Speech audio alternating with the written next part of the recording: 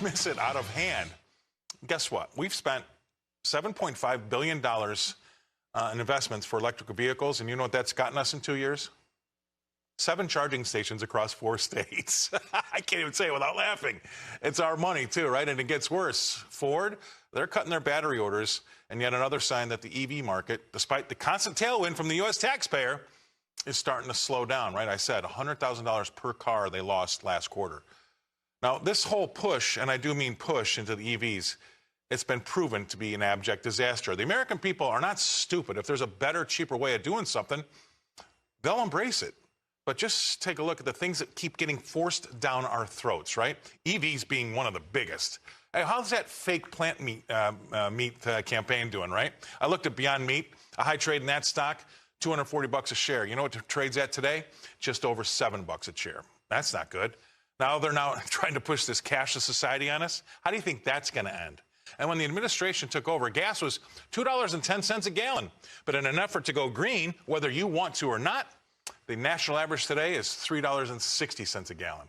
Well done.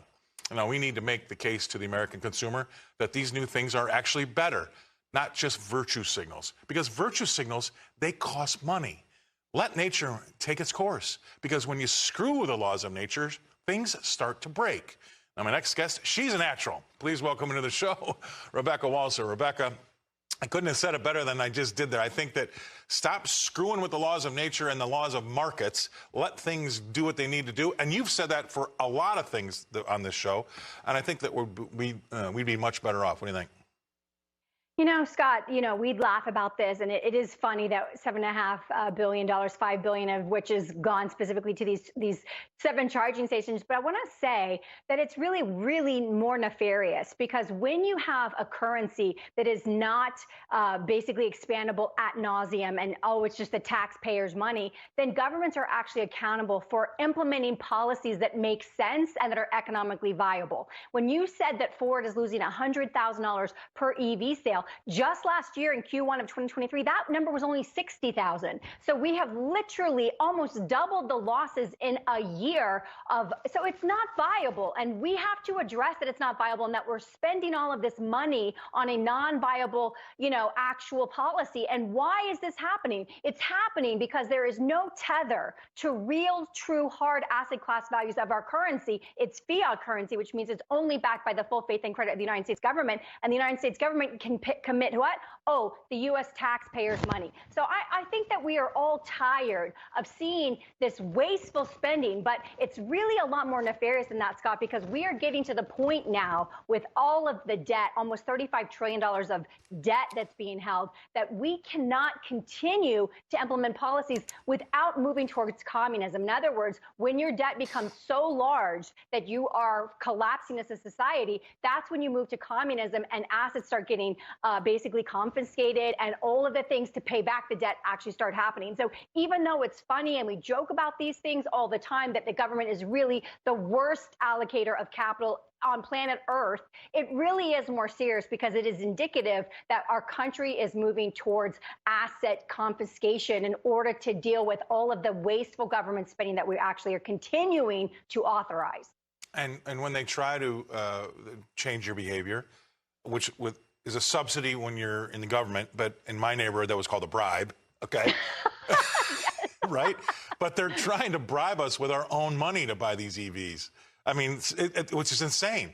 So now there's these quote-unquote bribes, subsidies if they take those away, these things are even more, the whole situation gets more nefarious. Now, I'll just go back to, say, like 1905, right? When everybody's riding around on horses, how big was the subsidy to get you to get off your horse and into a car? No, it was just a better idea, numbnuts, right? And I don't understand why.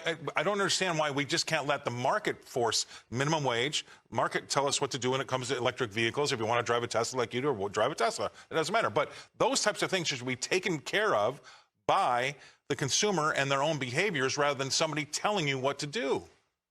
Yeah, and the truth is that we already know this mathematically. The United States cannot move to a pure EV model electrical car, and the reason for that is we do not have the electrical grid infrastructure. Our grid is so old and so decrepit, and that's why you had this solar flare warning over this past weekend, and they thought, oh my gosh, a geomagnetic storm. We could have like literally grid failures going down just from a geomagnetic storm. So the fact is, Scott, this is not technology that is really viable economically at this stage. It needs to come down a lot more in expense, and it will with different generations and successive iterations of generations, but it's not now. And I'm still looking. I saw this video. I'm still looking for the technology where you just basically ran a car on water simply by splicing the hydrogen atoms, and it created enough power to make a vehicle go. So there are other technologies that have been suppressed for a lot of reasons for many, many decades, and that is where we have to get to the place where we start testing things, economic viability first, before we just go ahead and move forward with taxpayer allocation of dollars, because this is again a failed economic disaster again, and it just has got to end. We have got to have a head of economic viability for every project that goes into the budget, and if it's not viable economically, it's killed, period. Without a doubt, it's just got to be that way. That's what's got to happen. That's what the private sector does. That's where all the smart people go to work in the private sector. You can't get a job, why don't you run for your local congressman, whatever. But that would be the smart thing to do, and that's regular business practices. But they just don't do it. They throw good money after bad ideas, time and time again. All right. Yeah. Thank you.